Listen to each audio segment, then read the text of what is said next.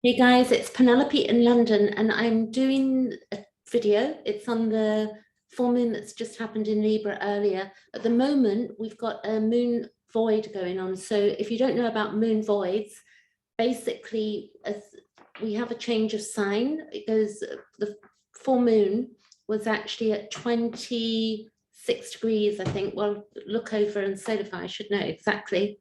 But when it moves from one sign into another, it goes void for a period of time. There's a great app you can get, which is called iLuna. And if you go on to just Google iLuna, Luna, and it tells you when the moon is going to be void. And the important thing, if I give you an idea of what that's about, is that when a moon goes void, that you don't really want to be making decisions. So if I read from the app, what it says, it is believed that anything undertaken during such a period will bring no result. So if you don't really want a result on something, it's probably a good time to do something. But if you want a result, then it's best to hold back. So it does say, though, that on a positive note, it's something, if something is risky or difficult is undertaken, something where other people can create a problem or interrupt you, this seems to be a benefit, because those who might create a problem can do nothing against you. So there are sometimes it's a good time to use it. So, but it's good to have the app so you know, because it's not permanent fixture, moon voids. So this, and the Libra keywords for this moon, I'm going to show you my chart first briefly, and I'm just showing you before I read this.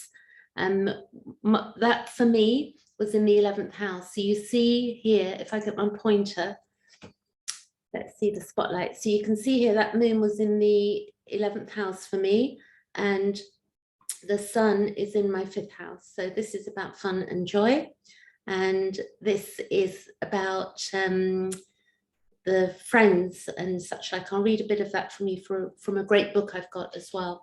So that Libra full moon, if we then go over to a new share and we go to this page, which is the chart of now, let's see here, and then I'll show you solar fire. So this is now, okay, or earlier, and a few hours ago this full moon was. So let's do this, and you can see here that we've got the Jupiter-Neptune conjunction still going on. We've still got the moon at this point was in Libra. It was at 26 degrees 45. The moon also at 26, sun and moon both at 26 degrees 45, opposite each other. And it's a culmination of energies. And a lot of us can feel that when that takes place. I had a lot of dreams last night as well, really active in my dream state. And we've got this opposition, but we've also got some good stuff going on here. The issue also with this moon, it is square to Pluto. So that is very difficult. I was born with the moon square Pluto, and it is a difficult aspect. The full moon in Libra, which is here, Libra keywords are objective awareness, and it's to do with relationships, it's to do with compassion, comparison, others' needs. So it's to do with other and the needs of other. I've got 2 planets actually in the 7th house. So if you do have, for instance, my 7th house is Gemini, but the 7th house is also the sign of Libra as well. So you're not just looking at the house, you're looking at the sign and the house, you're putting things together, you're integrating. We've also got with Libra, keywords are listening, and it's extremes, it's polarity, it can be denial, it can be the mask, and it's relativity and relatedness and codependency, which is a big one for us in society. We're very much codependent on government, and we're codependent on resources, that we've got a lot of that going on as well with that Uranian energy in Taurus. And you can see the node is going to be moving into in the coming month, and so it's going to be moving into Uranus, that north node, And we've also got Mercury coming on to Uranus as well. We've got the Sun in Aries, and it will be leaving there in a few days. We've got Chiron in Aries, that's long-term transit. That's 50 years around the chart, the Chiron. And this is where we're healing our own wounds. So we've been going through a phase in society where we are beginning to heal our own wounds. So like you're on a plane and on the aircraft, and the air, you're having some turbulence, and the air thing comes down, and you were told, you put your own mask on first.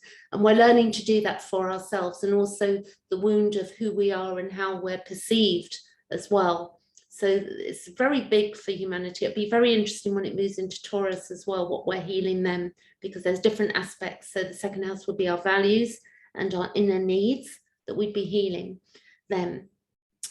The Libra full moon is also about choices. It's where we can flirt, the 7th house. It's beauty. It can be surface and it can be shallow. It can be about half-truths and boundaryless, and it's social grace, which is quite beautiful. It's about partners, intimacy. It can be damaged trust, and also the Casanova, the philanderer, and idealism and appearance, because we want to look beautiful as well. Because the Venus is the ruler of Libra, and Venus is also the ruler of Taurus. The other thing that's going on, so that Pluto square is something that, the good thing about it, the positive thing is that it's can help us break compulsions and bad habits with this moon, and it squaring to Pluto. So because we have a lot of energy and emotion there with that moon, it's very egocentric, but Pluto transforms things. So, for better, it can be that we can get freedom from addictions and obsessions and habits and compulsions. We've also got, it's positive to Mars and Saturn. And let's see here, we've got Mars over there, it's trining, and also to Saturn, it's trining as well. So Mars is our direction, and we've got Saturn, which is restriction, but in a trine, we've got a good flowing energy.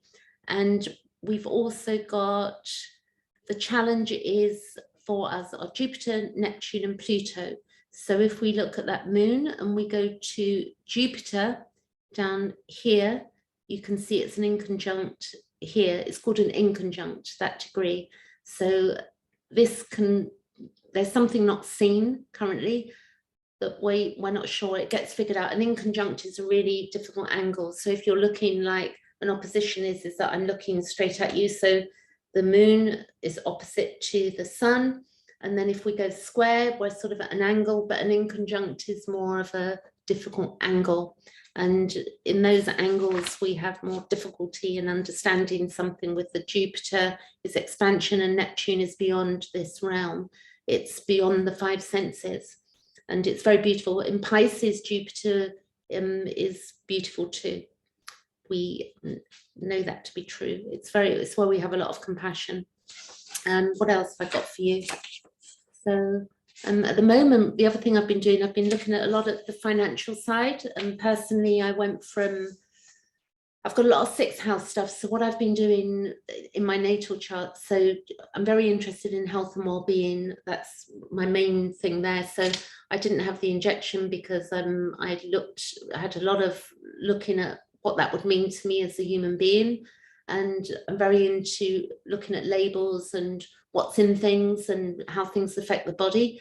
The other thing that I have also got interested in recently was moving from the whole COVID thing where we had, it looked like we'd be backed off, but then I was looking at flights to the USA, and I think there's some restrictions still if you're not vaccinated. I have to find out, but that disturbed me a bit because I don't really, I want to go somewhere, but looks like there's a restriction there. So I don't know at this time. It's very interesting when we begin to dig deeper, because we all run by the mainstream media, and then we sort of, that sort of faded out, the narrative faded out, and now we've got another narrative going on.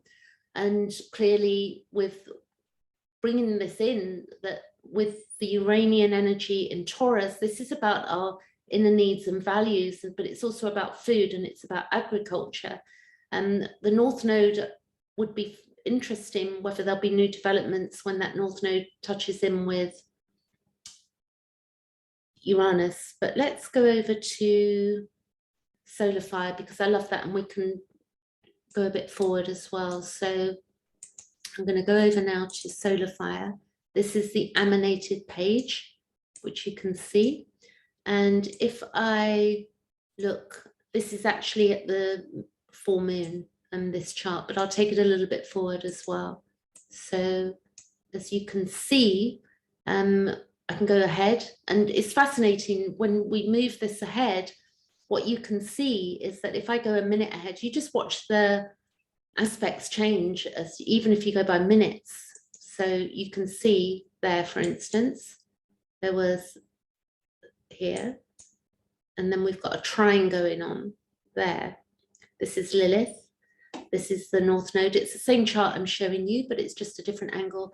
We've had Mars move into Pisces, and for us, Mars in Pisces is where our sense of personal power feels eroded, which is quite difficult. So Mars in Pisces is where it's in, you know, if we, because the 12 is the 12th house, so it's where it's power, personal power can seem eroded, and we may experience emotional outbursts as well, out of the blue. And it's just entered the sign of Pisces.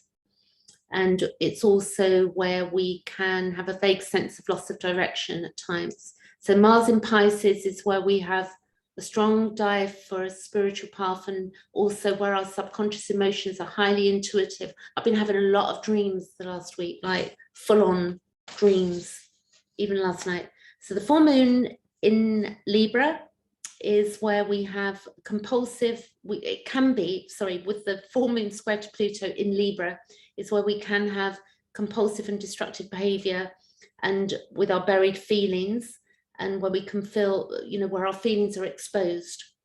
And it's also where we have emotional power struggles, and it's where we can have jealousy and manipulation. So that moon square Pluto, you know, if you've been born with that, it is difficult. It can be where there's you know, in your childhood as well, with that, you know, guilt tripping. But even when we have this aspect going on through for the collective, it's bullying, it can be abuse, sexual abuse, domestic violence may be involved in that. And definitely I relate to that. It's a very hardcore aspect. It's difficult. There are many difficult aspects, but a chart isn't just one aspect. There's beautiful aspects. And then as we develop and we evolve, we do know that, you know, the chart evolves with it. We're evolving with the charts. We don't stay stuck in those aspects. There are aspects that we're born with, which can color our early life. And then clearly as we develop and we grow and we grow up and we move on in our lives, we have different experiences. But at least when we understand our natal chart, we can look at what's good, you know, and what needs to be tweaked and what we can do to help ourselves. So it's a form of psychology. This is what astrology is ultimately. Jung, Carl Gustav Jung used it. It's a way of analyzing situations in ourselves and helping ourselves to move forward and to individuate. And individuation is not about becoming separate and like running away from people. Individuation is where we become whole, because we look at our egocentric self and our structures and the way we've been brought up, which the chart allows you to do. And then you begin to, you know, unravel the situations and the understanding, and even what we've been told and what we've been sort of force-fed, and where we have introjects. I've been doing some work on that in my ladies group today that I have on Meetup. I have a Meetup group that I do twice a week on Wednesdays and on Saturdays for an hour and a half. And in those group we look at codependency. We also look at the inner child work and the inner critic. And introjects are where we take on other people's behavior and belief systems. It's more than the inner critic. It's more the introjects are where we believe something to be part of us or to be true, or even a personality, like a parental role living inside of us, which can be a nightmare if we've been traumatized. you know, where we've got good role models and we have an introject and then we project outwardly to other people, it can work out in a positive way. But we need to look at our woundings so that we don't project our childhood stuff, and also to shake the shackles and like leave the past behind, because at some point, you know, life is short, you know, it goes by pretty quickly. You sort of hit 30, then you hit 40, then you hit 50. So we have to really, we can help ourselves by using astrology. So there can be some destructive influences with that Pluto square the moon, but also because it's trining Mars and Saturn, it makes things easier in a good way. That we can eliminate certain things like fears and phobias and addictions and such like. So we've got the positive side there, and then I'm looking at some of the aspects here that we've got going on. So let's see, I don't know where it's falling for you, but it's in my 11th house, which is, we'll have a look at too. So there's a lot going on to Lilith here, which is nice. Lilith is a very raw energy, and it's where she evolves. So there's 4 types of Lilith, but we use 3 in evolutionary astrology that we pinpoint. And we have the asteroid Lilith, we have Black Moon Lilith, and then we have true Lilith. And, you know, the true evolution from the mythology of Lilith in the Garden of Eden, you know, with the snake. And interestingly enough, there's a lot out there about snakes in the last week. It's like, where are we going as humanity? About snakes and poison and such like. And, you know, the biblical idea and what's being used in humanity. And then we've got Lilith sextile to the sun. So Lilith is doing some work for us here. She's trining the moon here as well. And also you can see here, trining the moon, and also square to Jupiter, the truth, yeah, and excess, and square to Neptune. Again, what's, you know, what is beyond the 5 senses, and then in an inconjunct with Pluto, which is interesting because that's about transformation. And Lilith is in all of us, you know, that in the mythology, the aspect. The node is inconjunct to the moon, or quincunx, it's called quincunx, but it's a strange word, but an inconjunct is easier to understand. The node is sextile to Jupiter. The node is also square to Saturn and sextile to Neptune, and the node is trine Pluto. So the node trine Pluto is really beautiful. You want to look at your solar returns as well, at your birthdays. If you ever want to look at your solar return, I can let you know how to do that. You just put a message below the video, and I'll put a link how you can look at your own solar return, or you can have it done with me. If you wanted to book an hour with me, I can help you with that. Then we got that full moon in the UK was at 1854. And it's where we also need to balance and harmony. We need more balance and harmony now, which is difficult because the moon is square Pluto, but we're seeking that. That's what our intention is. And also we're looking at the questions because it's very questioning. We need others. The 7th house is where we need other. I know with my sun and moon there, I need to bounce things off other people to be happy. And I know myself, you know, but I do like to run things by people. So I'm going to tell you this moon in the 11th house. This is a book you can get to help yourself, and it's called The 12 Houses, and you can see there it's by Howard Sasportas. Okay, good. You can get this from Amazon, or maybe another bookmaker, because Amazon seems to have taken over the world. And looking at the financial situation, there's a brilliant lady called Catherine Austin Fitz, and what she suggests is that we do cash 1 day a week. And when we use cash, we can't, you know, we've got freedom. Think about that. What would happen if you use cash? It's like going out without your mobile phone and putting location services off and things like that. You know, you want your anonymity and freedom, then we have to do certain things in order to make that happen. I'm also looking at Bitcoin's really interesting. There's a brilliant woman I've come across recently called Lynn Alden, I think. But I'll make another video on that, on my findings on the financial stuff, which is separate to, it's not separate to really what's going on in the collective, because it's a big thing that's going on with money right now and inflation and such like. And this also can be seen in astrology. So when Pluto, we have the financial crash when Pluto entered Capricorn in 2007. I can go back actually and show you years. So we're going to go back now, watch Pluto here. We're going to go back 1, 2, 3, won't count. We'll just take it back and see what date it is. There you go. So it was 28 degrees in 2007. It might have gone a retrograde. I'm going to go months ahead. So if you watch the Pluto, it did do a retrograde, then it went in January, so 2008, and we had financial crash.